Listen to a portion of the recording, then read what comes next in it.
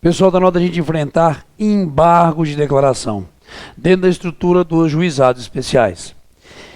Sempre foi permitido pela Lei 9.099, eu acredito que não poderia ser diferente, a utilização dos embargos de declaração. Até porque, me permitam aqui, uma visão bem pessoal minha a respeito dos embargos de declaração. Se a gente fala que a Constituição garante a todo e qualquer cidadão, tendo a sua causa decidida, que seja decidida por uma decisão fundamentada, se o princípio da fundamentação tem, claro, esse escopo constitucional, os embargos de declaração permeiam justamente essa visão constitucional. Motivo, senhores, uma decisão que contenha deficiências formais pode estar impactando no princípio da devida fundamentação. E, portanto, eu tenho que garantir a todo e qualquer cidadão, como parte no processo de decisões ali proferidas, a utilização deles em embargos de declaração. Por isso que dentro dos juizados especiais, claro, não poderia ser diferente, sempre foi permitido.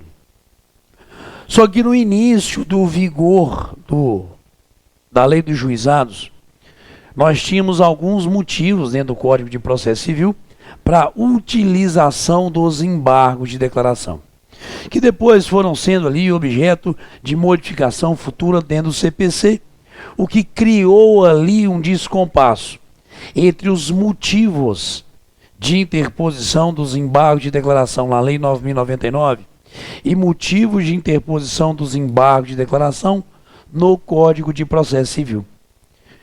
Bom, isso agora foi devidamente equacionado.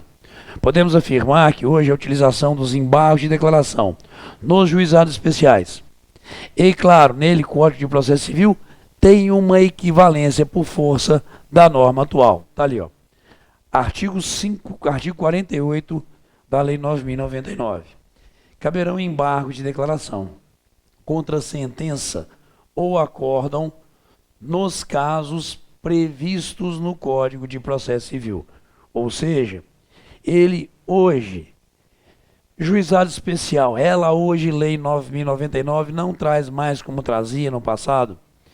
Motivos de utilização dos embargos de declaração fazem expressa referência à utilização nos mesmos casos previstos no Código de Processo Civil, que é, me permitam, obscuridade, artigo 1022 dele, Código de Processo Civil, contradição, omissão e hoje também erro material. Portanto, nós aqui afirmaremos numa primeira pegada que utilizaremos eles embargos de declaração, tal como nós utilizamos no Código de Processo Civil, ou seja, nas mesmas hipóteses.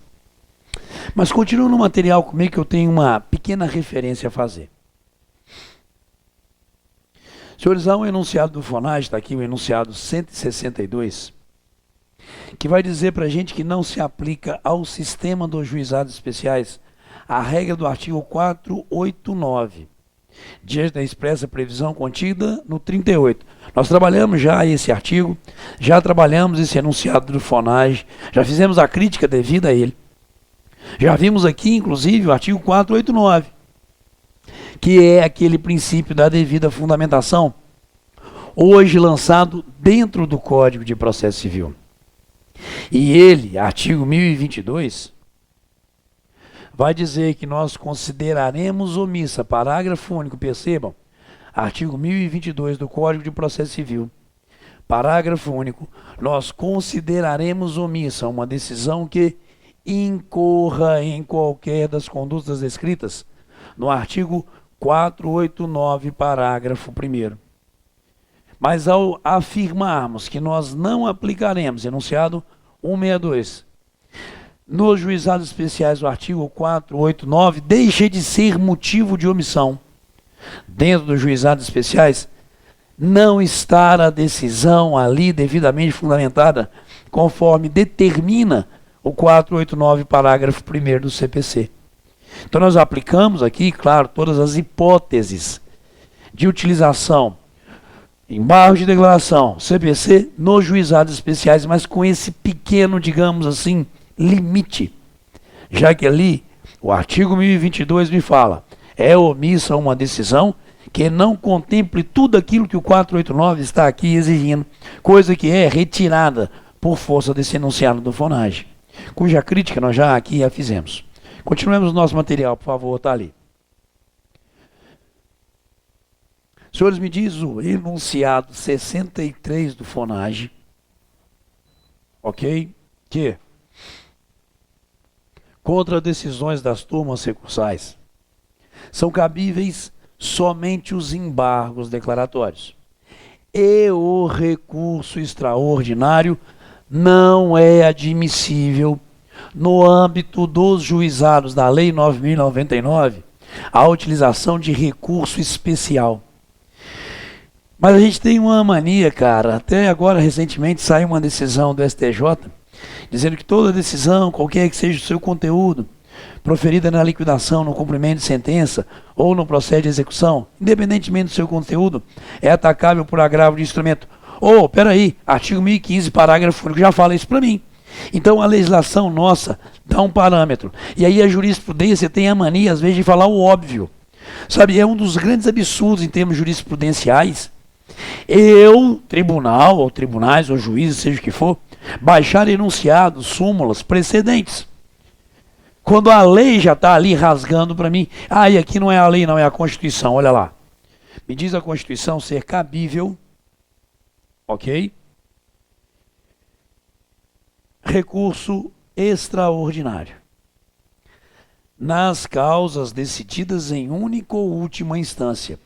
Entretanto, para que seja possível interposição de recurso especial, essas causas decididas em única ou última instância devem ser proferidas por tribunal.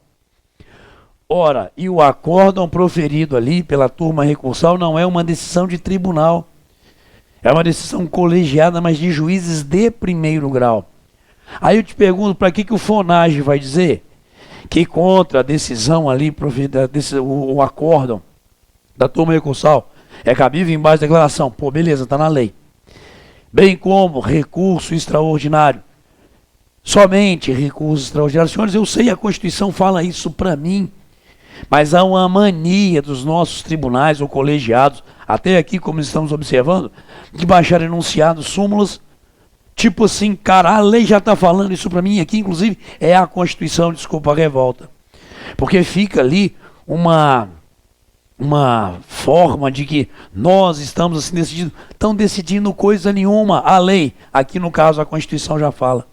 Quando o artigo 105.3 fala que só cabe recurso especial de decisões de última ou única instância de tribunal, eu já estou excluindo, lógico, os juizados especiais, que não é composição, apesar de ser colegiada, de tribunal. De qualquer forma, voltou, está ali, ó. Beleza? Contra as decisões das turmas recursais são cabíveis somente, que bom, legal, faz conta que eu não sabia, embargos de declaração e recurso extraordinário. E sempre a fluência de prazos, correndo da data do julgamento, porque o prazo para recorrer, inclusive, via embargo de declaração ou recurso extraordinário das decisões das turmas recursais, fluirá da data do julgamento, tal como é o recurso contra a sentença. Ok? O recurso será interposto no prazo de 10 dias contados da ciência da sentença. Da data do julgamento, nós temos já a ciência da decisão da turma recursal, fluindo, portanto, a partir daí, prazos. E, senhores, enunciado 159, para a gente fechar o ciclo de enunciados aqui, referentes a esse dispositivo. Não existe omissão a sanar, por meio de embargo de declaração, quando o acórdão não enfrenta todas as questões arguídas pelas partes, desde que uma delas tenha sido suficiente para o julgamento do recurso. Que bom que hoje a gente, aplicando a tese do pré-questionamento implícito, cria a oportunidade, mesmo que ali não haja o sanar da omissão por parte da turma recursal, da viabilidade, não é isso? da interposição, se for o caso, do recurso extraordinário, com toda a sua dificuldade do mundo. Então aqui nós temos essa novidade em termos normativos. A aproximação do CPC e da Lei 9.099 nas hipóteses, ok, de utilização dos embargos de declaração. Mas antigamente a Lei 9.099 não fazia referência a erros materiais, como ali algo possível através de ser corrigido, embargo de declaração. Nem o CPC, é novidade agora da legislação de 2015.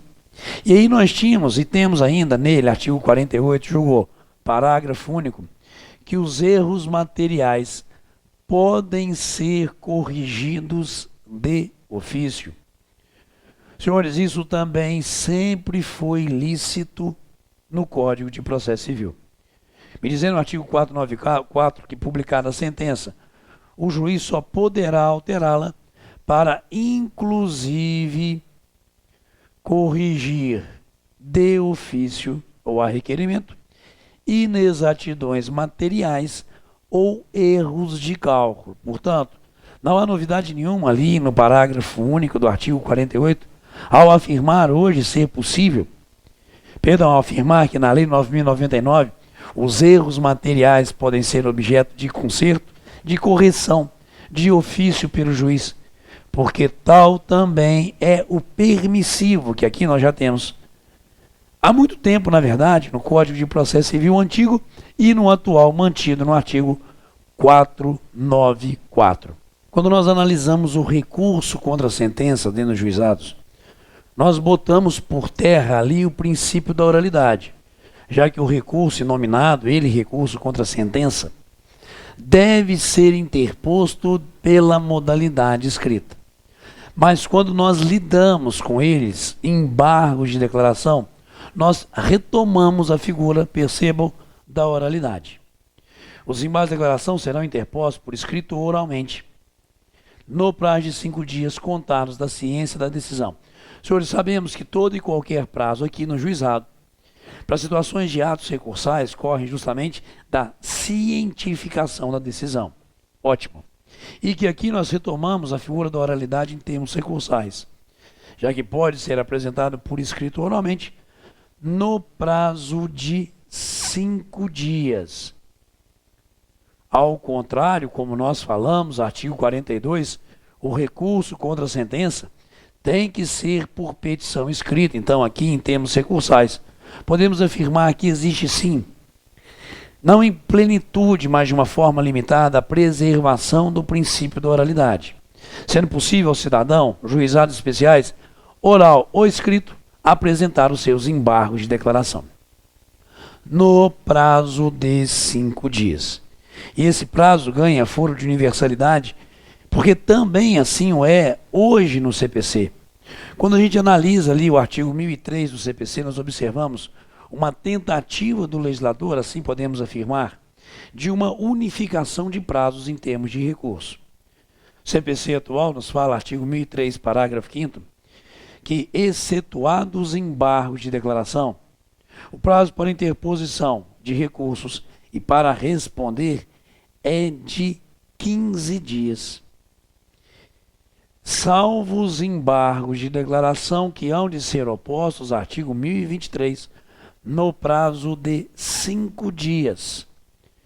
Em petição dirigida ao juiz com indicação do erro, obscuridade, contradição ou omissão, não estando ali sujeitos ao preparo.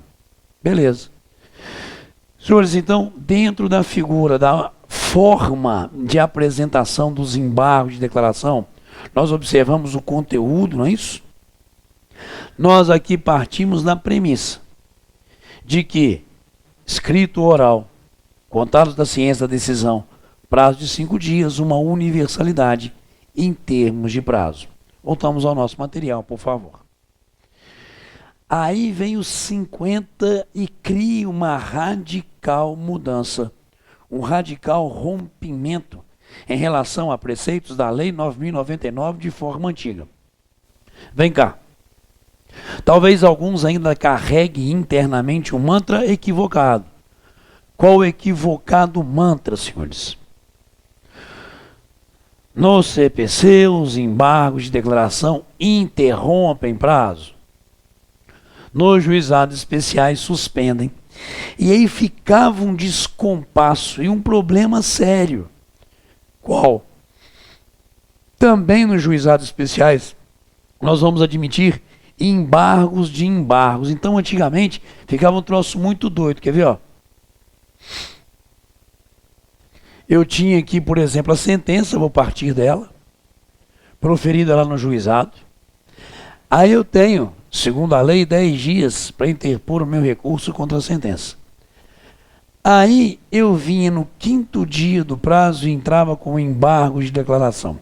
Como antigamente, nela, Lei 9.099, isso era motivo tão somente de suspensão de prazo. Quando surgisse a decisão deles embargos de declaração, eu tinha o restante do prazo apenas. Mas essa decisão dos embargos de declaração também pode conter omissão, obscuridade, contradição ou agora, no caso, erro. E aí então eu tinha nesse mesmo prazo recurso contra a sentença, o recurso nominado e o prazo de embargos de declaração. E se eu usasse dos embargos de declaração contra a decisão dos embargos de declaração, cadê o meu prazo para apresentar ali, portanto, o dito recurso inominado? Ok? Senhores, tal como no Código de Processo Civil, hoje a apresentação dos embargos de declaração interrompe o prazo. Portanto, daremos ali àquele que utiliza dos embargos de declaração novamente todo o prazo para recorrer. No caso, por exemplo, contra a sentença, está ali, ó. Os embargos de declaração interrompem o prazo para a interposição de recursos, ok? É o que a gente aqui consegue identificar com muito carinho e precisão no artigo 50, justamente fazendo a mesma referência que nós temos no artigo 1026, que nos fala que os embargos de declaração interrompem o prazo para a interposição de recurso. Tranquilo, galera? Mesma situação de prazo. E me permitam aqui, utilização subsidiária do artigo 1026. Acho que aqui a gente pode partir inicialmente de uma primeira premissa. Primeiro, deixa eu só sedimentar. Perceberam que esse antigo mantra, juizado, embargo de declaração, suspende, caiu?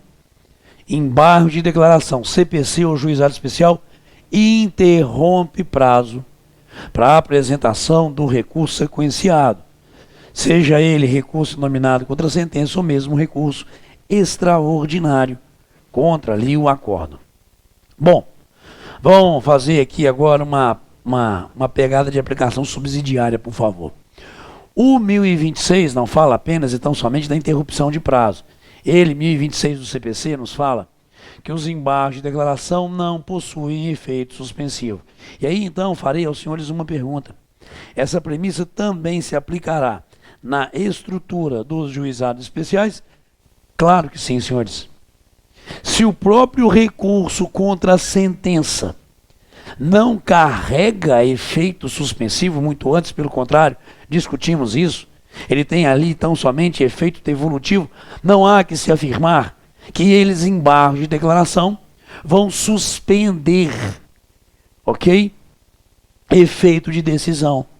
Então, se há ali uma sentença condenatória, apresentou embargo de declaração plenamente lícito, que desde logo a gente tem a figura da execução provisória dessa sentença. Plenamente lícito, senhores. E o que a gente observa na prática, o pessoal deixando isso muito ao léu.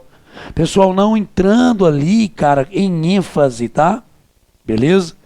Para a viabilidade, justamente, da execução provisória. Eu vejo um monte de advogado que tem uma sentença juizada em mãos, A outra parte entra com embaixo da declaração, fica lá panguando. Pô, executa logo esse troço. Ok? Tem uns que, inclusive, quando há recurso contra a sentença, não executam desde logo, meu Deus do céu, a sentença, criando ali situações rotineiras da advocacia contrária a um bom resultado. Então, por gentileza, os embaixos da declaração interrompem o prazo, mas também não possuem efeito suspensivo. E aí, me permitam, senhores, claro que a gente há de aplicar o artigo 1026 em sua integralidade, inclusive no tocante à má utilização dos embargos de declaração. Motivo? Está ali, ó.